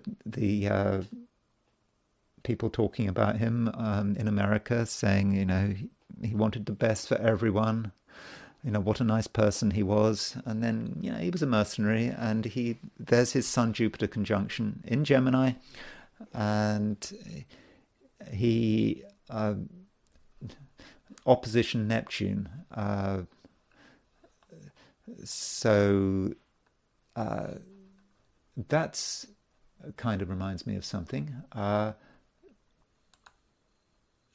He was born, that's very interesting. Kanye West was born on June the 8th, 1977. And then we see this man, this mercenary, June the 8th, was born 4 days before. So he was born 4 days before Kanye West. And so he has that same Sun-Jupiter conjunction in Gemini, opposition Neptune. So his Sun-Jupiter, his excessiveness of Sun-Jupiter, is channeled into the fantasy that he can go to Ukraine to make it a better place. You know, people are saying, what a great person. You know, he goes and fights for someone else, fights someone else's war to help them, which is, of course, garbage, isn't it? But that's how the Sun-Jupiter conjunction was working for him. Just he honestly believes he can make the world a better place by going to a country that is not his own country, and he goes to fight, and I suppose he goes to kill. And in this case, I don't know whether he killed anyone, but he himself got killed in Bakhmut, and that was the end of him. But I think we can perhaps see again that the Sun-Jupiter conjunction and the charts I've looked at, which are extreme, but so far, if you take that Sun-Jupiter conjunction too far, it can really have negative results. I do want to look at a couple of events which have the Sun-Jupiter conjunction in them. So the Sun-Jupiter conjunction can be about something just happening. It's the final blow, the final pop. So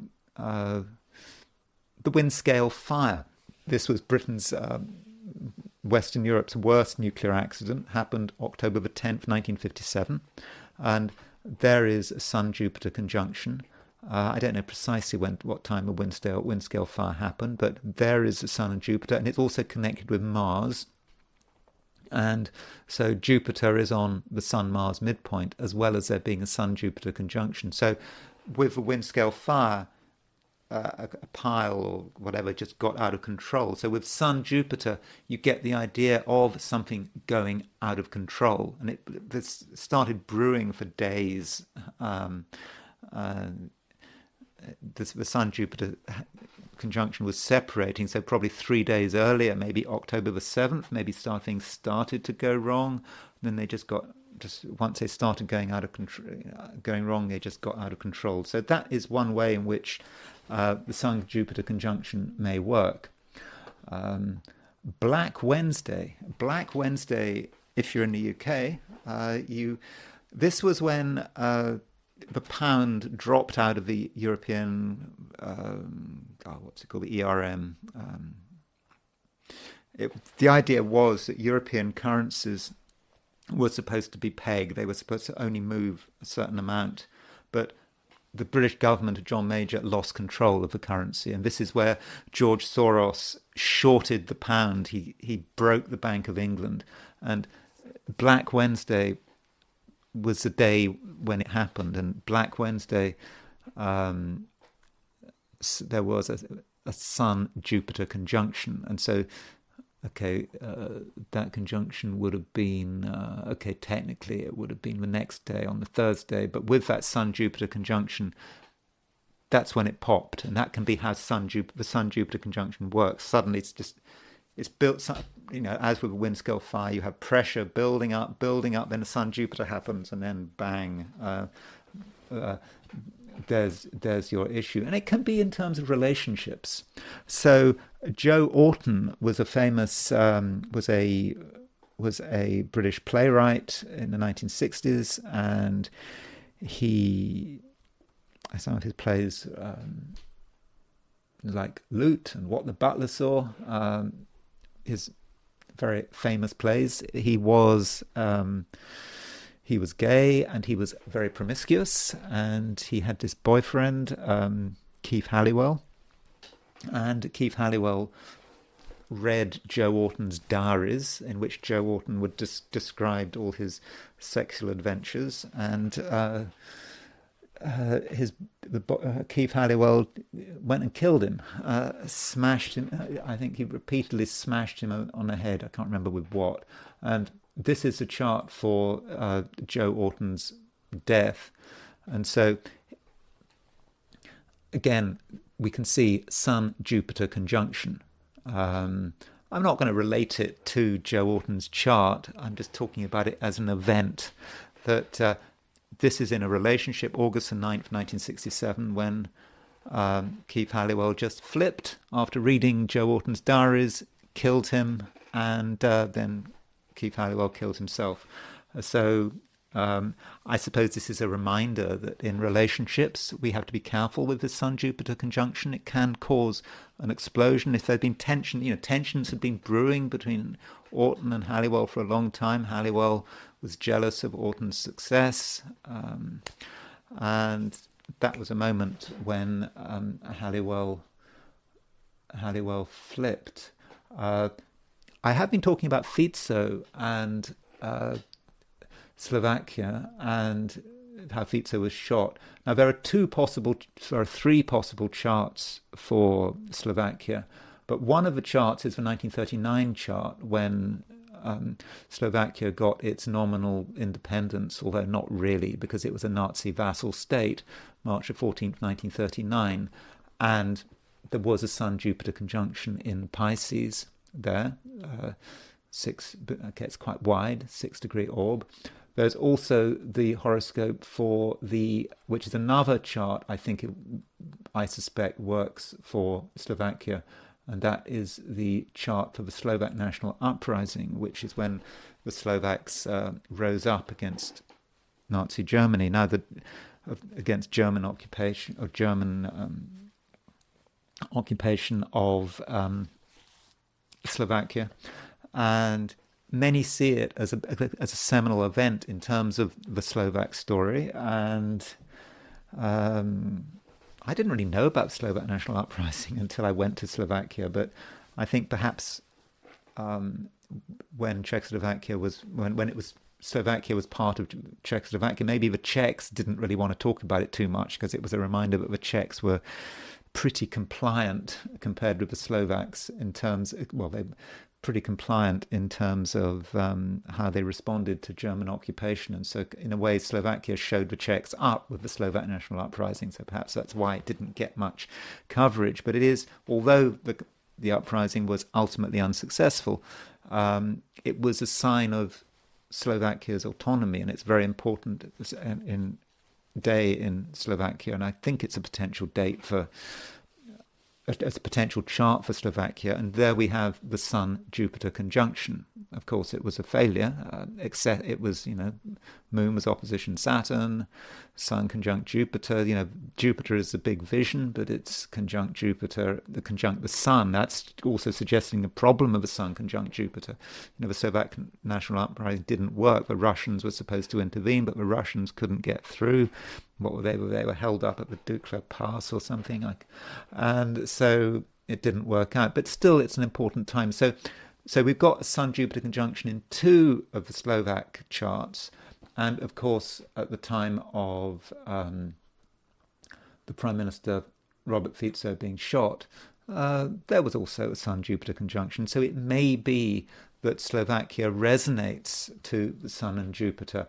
Now, if you look at Slovakia's chart for 1993, the latest chart, January the 1st, 1993, we do not have a Sun-Jupiter conjunction, but we do have a Sun-Jupiter square. So Jupiter is on the ascendant and the Sun is on the IC, so maybe Slovakia resonates to the Jupiter-Saturn cycle. And one final chart I'm going to look at is the chart for Joe Biden's inauguration. And there we have a Sun-Jupiter conjunction with Saturn in the middle. It's not a very strong, it's quite a wide Sun-Jupiter conjunction, but I think it's energized, if that's the right word, by Jupiter being on the midpoint between Sun and Jupiter. So maybe with that Sun and Jupiter we have well, there's excess, overreach, perhaps, with this government. Certainly in terms of its foreign policy, not really understanding its limits, believing it can go too far, believing it can get away with stuff, and as we're seeing in Ukraine, not getting away with stuff. And that's Saturn. That's Saturn on the Sun-Jupiter midpoint, and yes, Sun-Jupiter conjunction. So those are a few thoughts about the Sun-Jupiter conjunction. So I hope you found that video of some interest. If you did enjoy the video, I'd be grateful if you were to like it. If you enjoyed the video and you're not subscribed, I would be very grateful if you were to subscribe. And if you want to buy me a coffee, there is a link in the description. So thank you very much for listening, and I will talk to you again very soon.